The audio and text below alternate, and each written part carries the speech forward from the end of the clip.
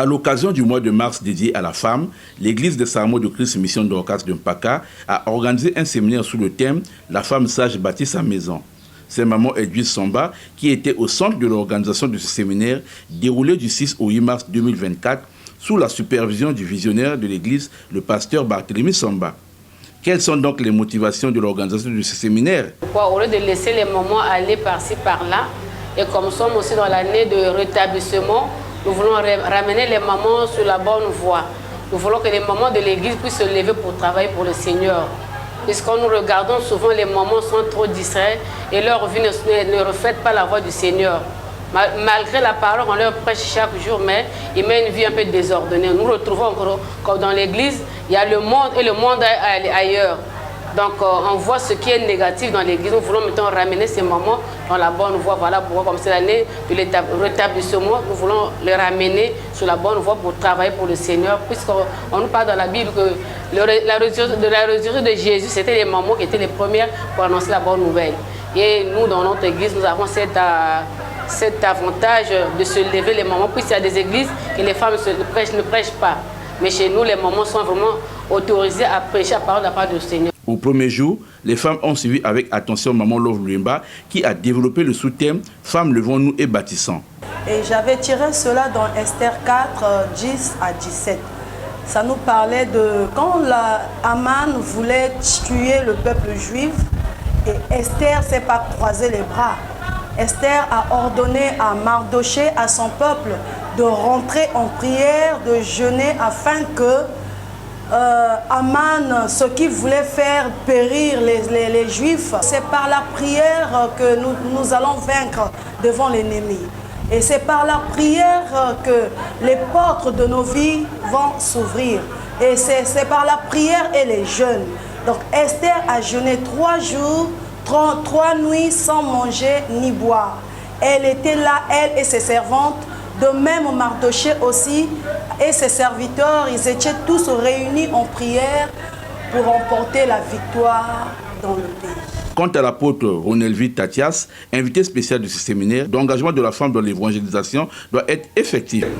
En fait, nous voulons juste emmener la femme à comprendre qu'elle doit être utile. Parce que longtemps, nous avons toujours vu que la femme se sous-estime toujours. La femme croit que la place de l'évangélisation est concernée aux hommes. Voilà pourquoi même lorsque nous avons parlé de cette femme samaritaine qui a abandonné sa cruche, malgré la présence des hommes, les disciples de Jésus, elle ne s'est pas dit que je dois attendre que les disciples fassent. Mais elle a couru annoncer la bonne nouvelle pour dire que la femme a une place dans l'évangélisation. Il est temps que la femme se lève et qu'elle prenne conscience que pour changer les choses, moi, femme, je dois me lever et je ne dois pas me sous-estimer.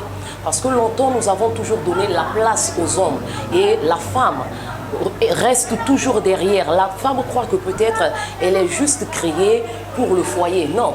Mais déjà, lorsque Dieu donne une recommandation dans le livre de Matthieu 28, le verset 19, Dieu dit « Allez partout, faites de toutes les nations les disciples ». Et lorsque nous voyons « aller », ça veut dire que la recommandation est donnée à toutes les personnes, sans distinction de race, à toutes les personnes. Donc, que tu sois femme, que tu sois homme, tu es censé te lever pour aller évangéliser. Parce que c'est une recommandation venant du Maître. Déjà, lorsque nous regardons depuis la nuit des temps, les femmes, il y a eu des femmes qui ont accompagné Jésus-Christ. Nous prenons l'exemple de Marie de Magdala. Elle a accompagné Jésus-Christ même jusqu'à la mort. Parce qu'à la mort, elle a appelé le Christ Seigneur jusqu'à la mort. Mais lorsque nous regardons même l'attitude de Pierre, Pierre s'est caché. Pierre, un instant, a renié le Maître. Il a dit, je ne le connais pas. Mais Marie de Magdala, une femme, elle s'est levée jusqu'à la mort de Jésus. Elle est allée dire où se trouve le corps de mon Maître. Donc nous devons avoir l'attitude de Marie de Magdala pour dire que c'est sans crainte. C'est peu importe ce que les hommes vont dire. Moi, je me lève, je sais que je fais la volonté du Père. À la clôture de ce séminaire, animé par les femmes, l'oratrice du jour, Maman Edwige Podia, a exhorté la femme à être sage dans le service de Dieu. La majorité des femmes sont tellement trop faibles au niveau du service de Dieu. Or, nous avons besoin de femmes matures, les femmes dynamiques, les femmes remplies de sagesse, afin que nous puissions faire avancer l'œuvre de Dieu. Mais qu'est-ce que nous constatons? C'est l'immaturité. Lorsqu'il y a couac et ils perdent tous les raisonnements. Donc les gens sont là, se plaignent. Mais or que nous venons travailler seulement pour la gloire de Dieu. Nous voulons des femmes qui sont à la hauteur d'élever le flambeau de Dieu. Dans sa prédication, Maman Kodia a insisté sur le réveil spirituel, car, dit-elle, c'est de la prière que les femmes font avancer l'œuvre de Dieu. La prière étant au centre de l'Église, la femme ne doit plus attendre tout de la part de Dieu. La crainte de l'Éternel est le commencement de la sagesse. Lorsque je regarde l'attitude de Marthe n'avait pas de mauvaises intentions. Pour elle, il fallait sa sœur l'accompagne dans la cuisine. Parce qu'à la fin, Jésus aurait faim, il devait manger. Marie aussi n'avait pas tort. Pour Marie se disait que je préfère rester au pied de Jésus. Avec cette parole, j'en aurai plus faim et j'en aurai plus soif. Mais pour Marthe, c'était pas ça.